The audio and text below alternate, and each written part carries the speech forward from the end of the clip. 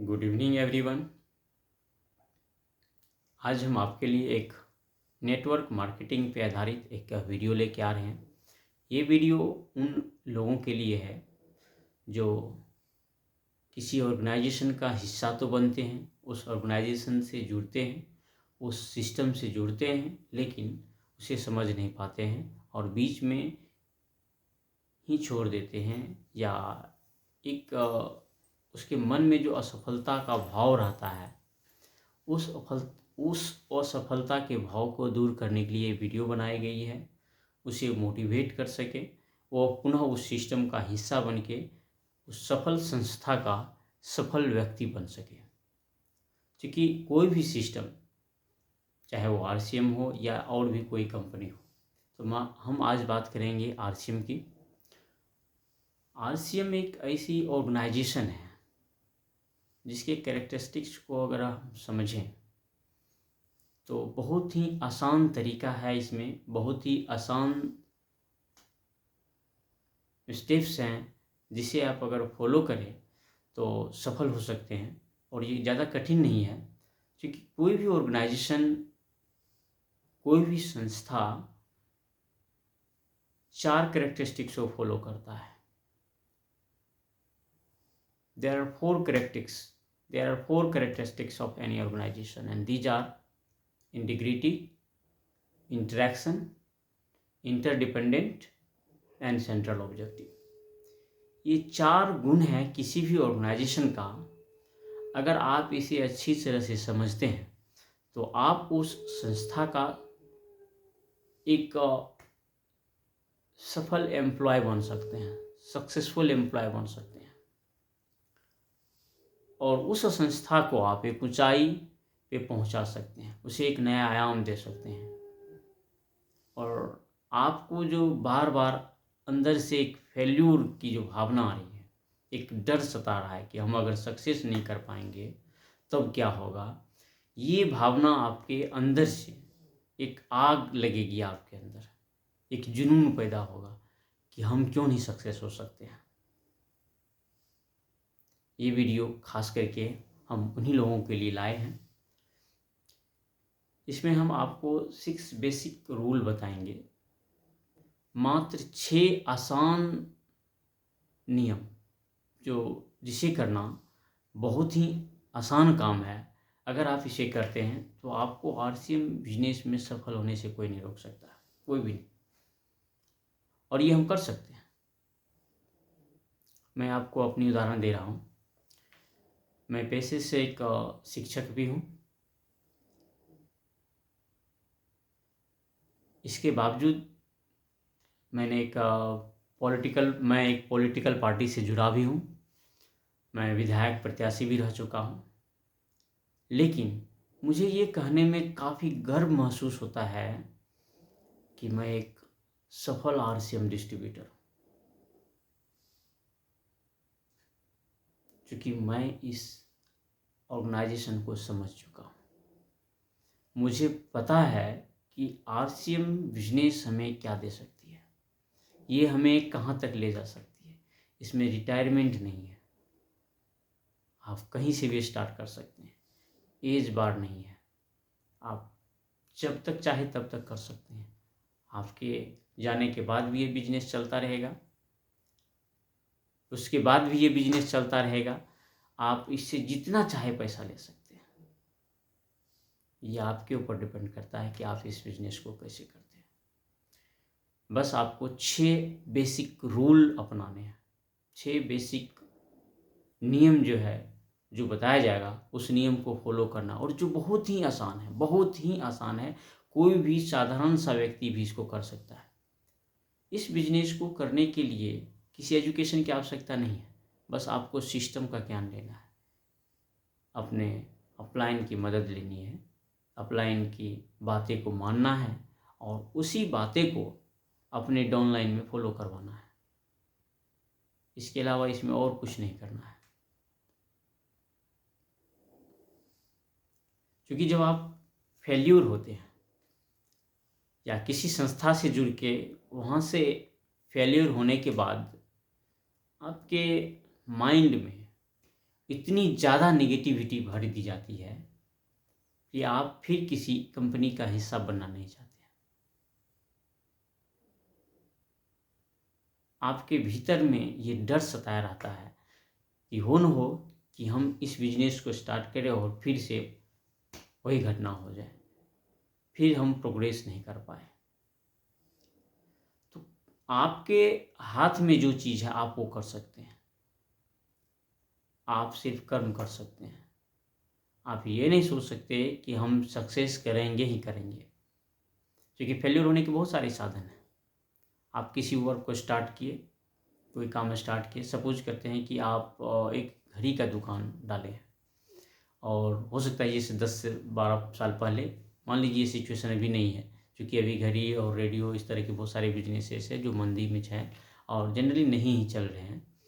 तो ऐसा कोई बिजनेस स्टार्ट किए हैं या फिर किसी पॉलिटिकल दबाव के चलते या किसी वैसी व्यवस्था नहीं हो, यहाँ वैसा मार्केट नहीं हो उस जगह पे जिस जगह पे आपने बिजनेस को स्टार्ट किया है, इसकी वजह से वो बिजनेस फ्लॉप कर जाए, तो यहाँ पे जो आपने इन्वेस्ट किया है वो डूबने के चांसेस हैं, क्योंकि आप पूरी मन से उस बिजनेस को स्टार्ट किए थे, लेकिन परिस्थिति आपके बस में नहीं होने के चलते वो बिजनेस फेल्योर हो गया और आप फेल कर गए।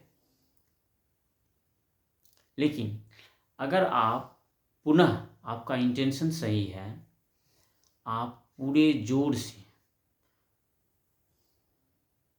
पूरे जोश से पुनः एक नया बिजनेस स्टार्ट करते हैं और वो परिस्थिति आपके बस में हो, वहाँ का जो एनवायरनमेंट, वहाँ का जो माहौल वो आपके अनुकूल हो, तो फिर आप एक नया आयाम उस बिजनेस को दे सकते हैं।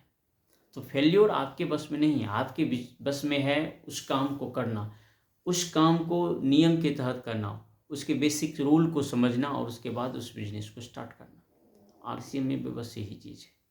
हर कोई फेल्योर होता है, हो सकता है वहाँ की परिस्थिति उसके बस में नहीं हो, वहाँ पे ऐसा माहौल हो जो उसके अनुरूप नहीं हो, उसके अनुकूल नहीं हो, लेकिन अगर आप उस बिजनेस को वहीं पे छोड़ देते हैं, उसके बाद आप कोई भी इस तरह का बिजनेस स्टार्ट नहीं करते हैं, तो आप हमेशा से फेल्योर ही रहेंगे। क्योंकि साइकिल से एक बार गिरने का मतलब ये नहीं है कि आप साइकिल चलाना छोड़ देंगे, उसके बाद आप मोटरसाइकिल नहीं चला सकते हैं, हेलीकॉप्टर नहीं चला सकते हैं, ट्रेन नहीं चला सकते हैं। आपको सीखना पड़ेगा, लगातार सीखना पड़ेगा, आगे बढ़ते रहना पड़ेगा। कोई भी चीज़ या कोई भी कंपनी आपको अगर जज करती है, आपके टैलेंट को देखती है, तो ये नहीं देखती कि आप क्या क्या कर सकते हैं। जैसे बहुत बड़ी बड़ी कंपनी की हम बात करेंगे, मैं आपको बता दूं, एक 2-4 रोज़ पहले मैंने एक वीडियो देखा था एक स्वामी जी का, तो किसी सीईओ से वो बात कर रहे थे,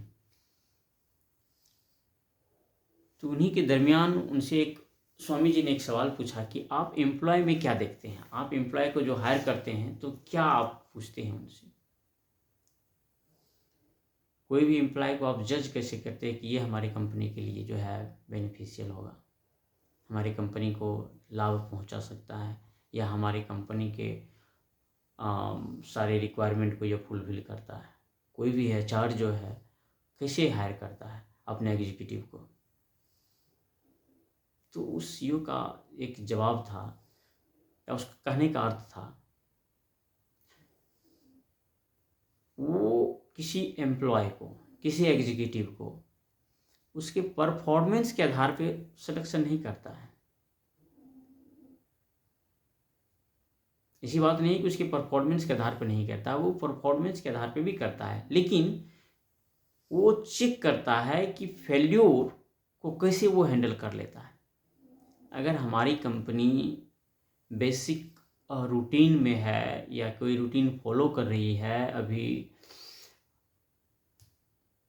एक फ्लो उसको बोलते हैं, बहुत अच्छी चल रही है, अच्छा परफॉर्मेंस है कंपनी का, ग्रोथ रेट अच्छा है, टर्नओवर अच्छा आ रहा है, तो उसके जो भी एम्प्लॉय होंगे, चाहे वो कोई भी एम्प्लॉय हायर करेंगे, तो बाकी एम्प्लॉय को देख के या उस कंपनी का जो रूटीन चार्ट है उसको देख के एम्प्लॉय उसके आधार पर अपना वर्क वहाँ पे करेगा। और एक दो एम्प्लॉय के अच्छा करने से या बहुत अच्छा करने से कंपनी का ग्रोथ और बढ़ेगा। लेकिन कंपनी का ग्रोथ रेट अच्छा है तो वो उससे नीचे नहीं जा सकता है। लेकिन अगर वो उस एम्प्लॉय में फेल्योर हैंडल करने की कैपेसिटी नहीं है, और अगर वो उच्च पदाधिकारी बनता है किसी भी कंपनी का, चाहे वो सीईओ बन जाता हो, चाहे मैनेजर बन जाता हो, और उसे फेल्योर हैंडल करने की कैपेसिटी नहीं है, तो उस कंपनी के ग्रोथ रेट को मेंटेन नहीं कर सकता है, कभी नहीं कर सकता है। You are not checked by your performances. You have checked by how you handle your failures. किसी भी कंपनी का जो HR है, जो आपको रिक्रूट करता है, वो आपके परफॉर्मेंस के बजाय आप कैसे फेल्योर्स को हैंडल करते हैं इसके बेसिस पे हायर करता है। यही सारी चीज़ें सभी ऑर्गेनाइजेशन के लिए लागू होती है। आप उस फेल्योर को कैसे हैंडल करते हैं, उस फॉल को कैसे हैंडल करते हैं, ये डिपेंड करता है। अगर आप उसको हैंडल करना सीख गए तो आप किसी भी बिजनेस में सफल हो सकते हैं, चाहे वो RCM हो या और कोई अदर बिजनेस। आपको सफल होने से कोई नहीं रोक सकता है। एक बार की बात है, मैं छोटी सी घटना का जिक्र करूँगा। कुछ रोज़ पहले मैंने एक इंटरव्यू देखा था, एक स्पीच था किसी स्वामी जी का। वो एक CEO से पूछते हैं, क्योंकि आप जानते हैं कि CEO की सैलरी जो है, किसी बड़ी बड़ी मल्टीनेशनल कंपनी की CEO की सैलरी बहुत ज़्यादा होती है। 400 करोड़, 2800 करोड़, 1200 करोड़, तो इस तरह की सैलरी होती है पर एनम एक एक CEO की सैलरी। हम अभी बात करेंगे ओरेकल की CEO, इयोन्स नाम है ओरेकल का CEO।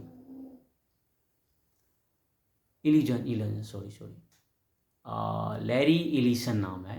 यस, लैरी एलिसन नाम है, ओरेकल का CEO है, जिसकी सैलरी है 2800 crore per annum, 2800 crore rupees per annum.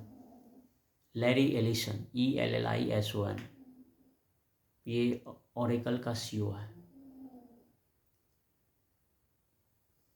इतनी ज़्यादा सैलरी देते हैं एक CEO को, आखिर क्या क्वालिटी होगी उसमें?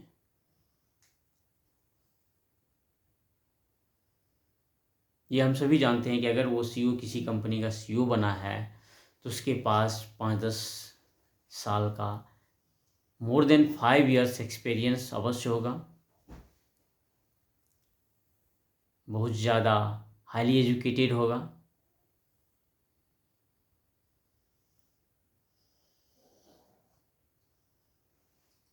चार पांच कंपनी का एक्सपीरियंस होगा।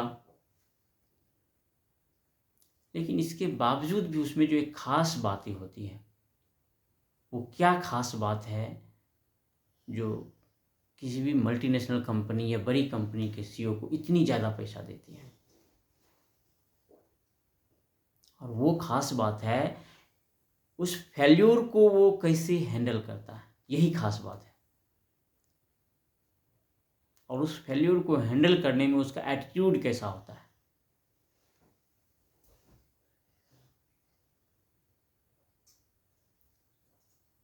और यही चीज़ RCM में भी आपको करनी है।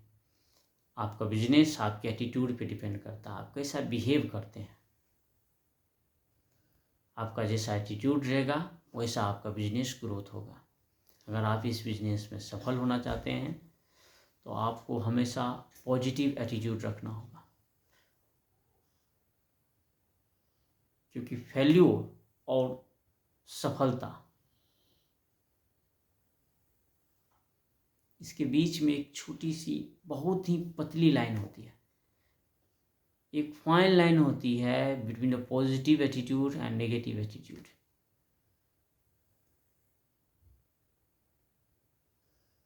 जो आपको सफल बना सकती है और जो आपको असफल बना सकती है।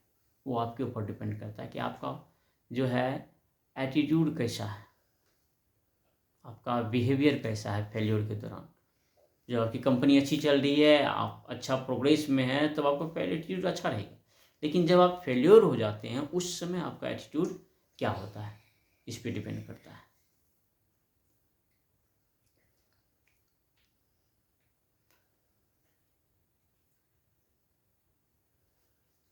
हम बात कर रहे थे 6 बेसिक रूल की।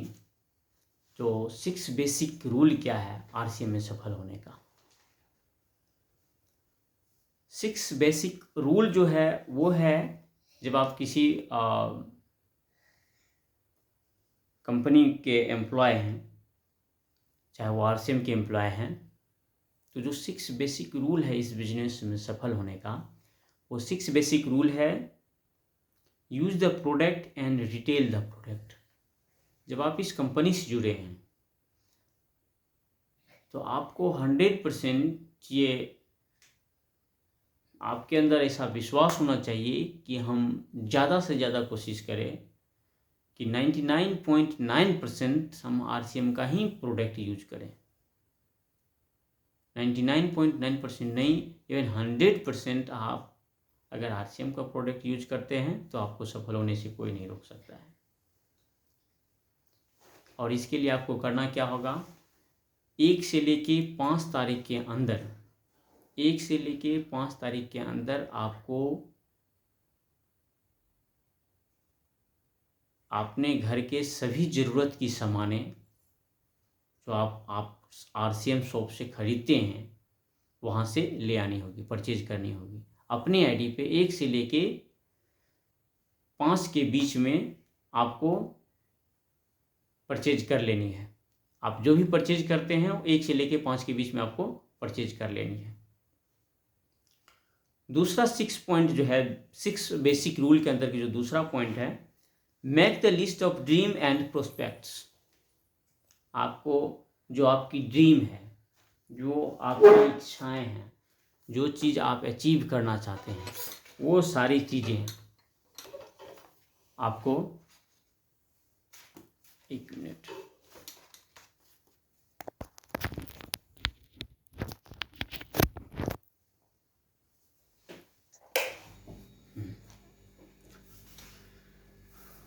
आपकी जो ड्रीम है आप उसका एक लिस्ट बनाएंगे। आपकी क्या इच्छाएं हैं, आप क्या अचीव करना चाहते हैं, आप इस बिजनेस से क्या चाहते हैं, इन सारी चीज़ों का आपको एक लिस्ट बनाना है और उसको फॉलो करना है। एक एक लिस्ट बनाएंगे कि स्टेप बाय स्टेप आपको एक लिस्ट बनाना है। पहले ये करना है, फिर उसके बाद ये प्राप्त करना है, फिर उसके बाद ये प्राप्त करना है। ये सारी चीज़ें आपको करनी पड़ेगी। तो पहला कार्य जो है आपका 100% प्रोडक्ट यूज करना है, प्रोडक्ट जो है परचेज करना है और रिटेल भी करना है। मान लीजिए आपने 5000 बीवी का प्रोडक्ट परचेज किया अपने आईडी पे, तो 5000 बीवी का प्रोडक्ट में अगर आपके घर में 3000 बीवी का प्रोडक्ट यूज होता है तो 2000 बीवी आपको रिटेल करना है, बेचना है। अपने पड़ोसियों के यहाँ, अपने रिश्तेदारों के यहाँ या बगल में जहाँ भी है, आपको सेल करना ही पड़ेगा। तो retail the product and use the product. दूसरा है कॉन्टैक्ट एंड इनवाइट। आपको एक कॉन्टैक्ट लिस्ट बनानी होगी आपके जानकारों की, जिसको आप जानते हैं, जो आपके कॉन्टैक्ट लिस्ट में है, जो आपके संबंधी हैं, रिलेटिव्स हैं, उनका एक लिस्ट बनाना होगा, उनको इनवाइट करना होगा। आप उनसे बातचीत कीजिए, उससे प्लान शो करवाइए, प्लान दिखाइए उनको। उसे ये समझाइए कि आप अगर इस संस्था से जुड़ते हैं, आप अगर इस बिजनेस को ज्वाइन करते हैं, ये फ़ायदे हैं। आपको सिर्फ दुकान बदलने से आपके घर में इनकम आना शुरू हो जाएगा। लेकिन यही अगर आप ट्रेडिशनल मार्केट से परचेज करते हैं तो आपके घर से पैसा जाता है, आपके घर में पैसा नहीं आता है। तीसरा बेसिक रूल हो गया कॉन्टैक्ट एंड इनवाइट। चौथा जो बेसिक रूल है, शो द प्लान। उन्हें प्लान दिखाना है। आपका जो मार्केटिंग प्लान है वो प्लान दिखाना है कि कैसे कंपनी जो है CNF एजेंट है, उसमें एडवर्टाइजमेंट है, फिर आपका होलसेलर है, डिस्ट्रीब्यूटर है, रिटेलर है, उसके बाद कस्टमर है।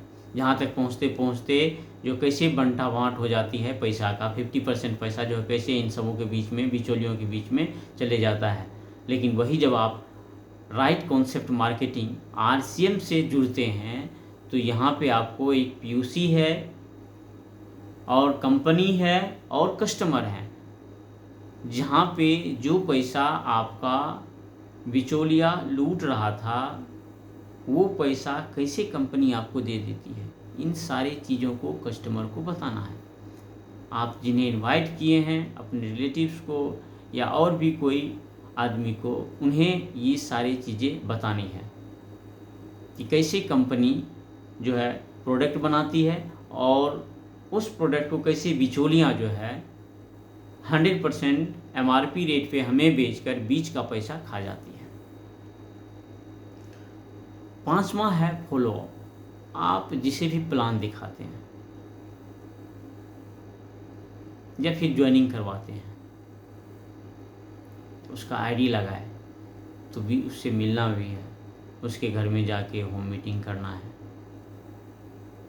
प्रोडक्ट यूज कर रहा है कि नहीं कर रहा है, प्रोडक्ट यूज क्या इफेक्ट आया है उसका, क्या कोई शिकायत है, फीडबैक लेना है, पॉजिटिव फीडबैक, क्या प्रॉब्लम आ रही है, प्रोडक्ट वहाँ पे मिल रहा है कि नहीं, वहाँ पे उपलब्ध है कि नहीं। अगर प्रोडक्ट वहाँ पे उपलब्ध नहीं है तो डिस्प्ले वॉल खुलवाइए, डिस्प्ले वॉल पे भी जोड़ देना है। 6ठा है स्टार्टअप विथ 6 बेसिक, और इसी 6 बेसिक के साथ जो है आपको ये कंपनी स्टार्ट करना है, ये बिज़नेस स्टार्ट करना है। और जो एक शिकायत रहती है आप सबों की, जो इतने दिनों से वर्क करने के बावजूद भी हम एक अच्छा पोजीशन पे नहीं आ रहे हैं, एक अच्छा इनकम नहीं आ रहे हैं, तो मैं 100% दावे के साथ कह रहा हूँ कि अगर आप 6 बेसिक रूल को अपनाते हैं या इन सारी चीज़ों को फॉलो करते हैं, इस ऑर्गेनाइजेशन का जो 4 कैरेक्टरिस्टिक्स हैं, integrity, interaction, interdependent and central objective, ये भी यही बात कहती है। आपको एक दूसरे से मिलना है, एक दूसरे पे डिपेंड रहना है, सीनियर को जो है अपने डाउनलाइन पे रहना है, डाउनलाइन को अपने सीनियर पे रहना है, डिपेंड रहना है एक दूसरे पे, एक से दूसरे से जुड़ के रहना है। और आपका मोटो एक ही होना चाहिए, डायमंड डायमंड डायमंड डायमंड, और आपको सफल होने से कोई नहीं रोक सकता है। जय RCM। आपको ये वीडियो कैसा लगा, नीचे डिस्क्रिप्शन में लिंक दिया है, उन्हें आप शेयर करेंगे और सब्सक्राइब करेंगे इस चैनल को। और मेरा एजुकेशनल चैनल भी है अवनी एकेडमी, उसे भी सब्सक्राइब करेंगे। जय RCM, जय हिंद, जय भारत।